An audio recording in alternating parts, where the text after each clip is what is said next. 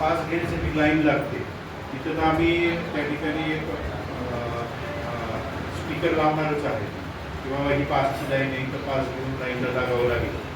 पण काय म्हणजे इकडून येणारे जे लोक आहेत त्या पासच्या लाईनच्या मागेच लाईन लावतात दर्शनाची लाईन समजून. थोडंसं त्या ठिकाणी आमची तर लोक असतातच आणि आपल्याही यंत्रणेची थोडी आम्हाला त्या ठिकाणी मदत लागणार आहे. दरवर्षी तो अनुभव थोडासा लाईन फारच लांब पार पोलीस स्टेशन तिकडे जाते, लोकांना वाटतं की तीच लाईन. नाही, आता आपण त्या ठिकाणी 5 ठिकाणी इन्स्टॉल केलेत गावामध्ये, बँकांनाच पास दिले. नाही, पण इथं आल्यानंतर काय होतं की जनरल लोक सुद्धा 5ची लाईन जे दिसते त्या लाईनलाच मागे लागतात. हो,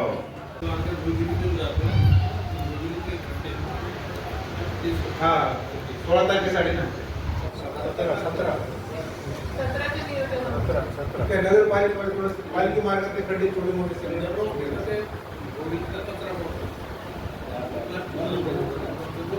पालखी मार्गावर त्याच लाईनला जनरल लाईन समजून त्या ठिकाणी उभा टाकायचा प्रयत्न करतो.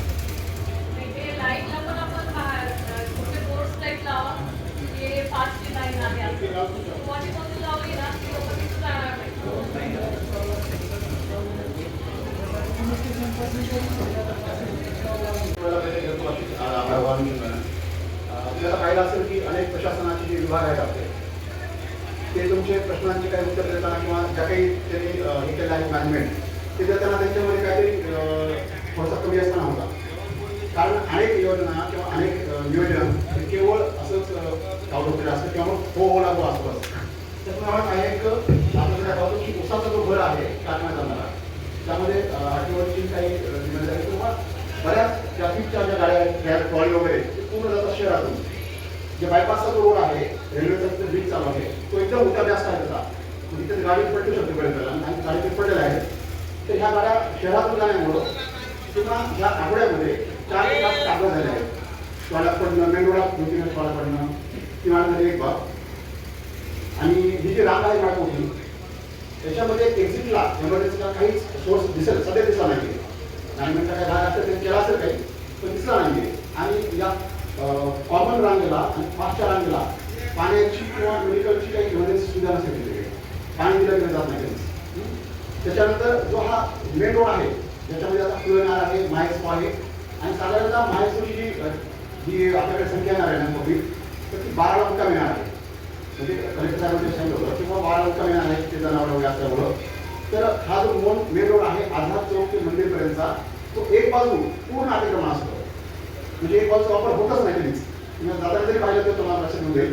त्याच्यानंतर मॅडम गर्दी वाढणार आहे तर साहजिक आहे, 12-13-14 आणि त्याच्यानंतर एक सोमेश्वर मार्ग पालखी येते, मंदिरची जी शिवरात्र असते त्यावेळेला. तर रोड आता झालेला आहे, बऱ्याच वर्षानंतर तो रोड झालेला आहे, पण त्या रोडवर पूर्ण कचरे आहे, म्हणजे स्प्रेड केले आहे कचरे. आणि ते लोक येतात पाहिजे, कारण काहींचा नवस असतो बाबा बिना बाहेर चालणं, कपडे वगैरे चालणं, ते आहे एक प्रॉब्लेम तिथे. आणि जी वॉटर सिस्टीम आहे तर त्याने सांगितलं किंवा तिथं आरोग्य सुविधा केली आहे. तर एक माझ्या माहितीप्रमाणे तिथे फक्त एक 500 ते 1000 लिटरची एक टाकी आहे, जी काय त्याचं उद्घाटन आता झालं आहे. नवीन आपले जे सभापती आहेत नगरपालिकेचे पाण्यावर सभापती त्यांनी केलेलं आहे. आणि समोर काम चालू आहे, पूर्ण ती बिल्डिंग आता डिस्ट्रॉय केली आहे. तिथं बिल्डिंग पूर्ण काढलेली आहे, तर ती डिस्ट्रॉय बिल्डिंग पूर्ण केलेली आहे. त्यामुळं पार्किंगची काय ती व्यवस्था होतीलच, पण मला पब्लिक वाढण्यामुळं 500 लिटर पाणी दिवसाला काहीच होणार नाही असं मला वाटतं. हां हां. आणि त्याच्याबरोबर मला हा जो मेन रोड आहे वैद्यनाथ कॉलेजचा रोड जो आंबेगाव जातो, त्या रोडला सध्याच्या वेळेला लाईट नाही येणार नाईटला.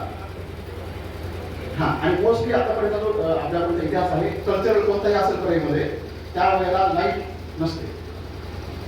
कोणताही सण असेल परळीमध्ये तर त्यावेळेस लाईट कशामध्ये जाते किंवा काय असेल ट्रिप होत असं माहीत नाही, पण लाईट जाते. हा आतापर्यंतचा पूर्ण पर्यंत इतिहास आहे. तर ते त्याची परिस्थिती एक त्यांना सूचना द्याव्या.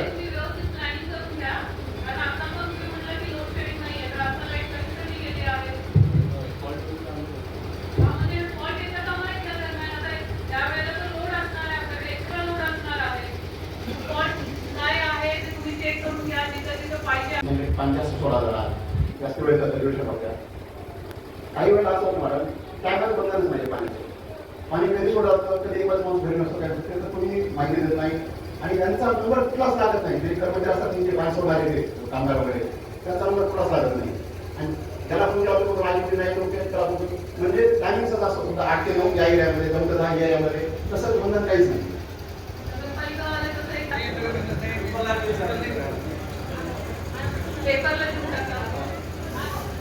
मैम एक्चुअली जिस तरह से ये पूरा मैनेजमेंट की बात यहाँ हुई है उसमें जो एक चीज़ खास यहाँ रखी गई कि जो टॉयलेट्स का जो बताया गया उस पर जो है 2-3 यहाँ पर ऐसे बड़े सांड हैं जो किसी भी वक्त छूट जाते हैं, तो उन रैली के ऊपर उन सांडों ने जो हमला किया हुआ तो बच्चे बच गए। बहुत मतलब लोगों ने वहाँ पर कोशिश करके उनको बचाने की कोशिश की।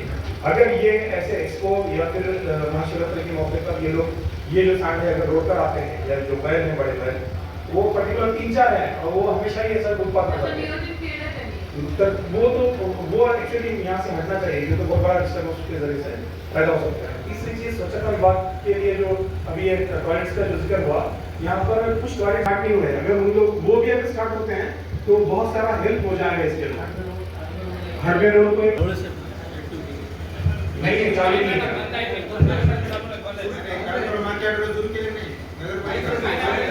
चालू नहीं है मैडम, आप जाते आप देख सकते हैं वो भी चालू हो जाते हैं। Thank you so much. Toilet चालू केले तर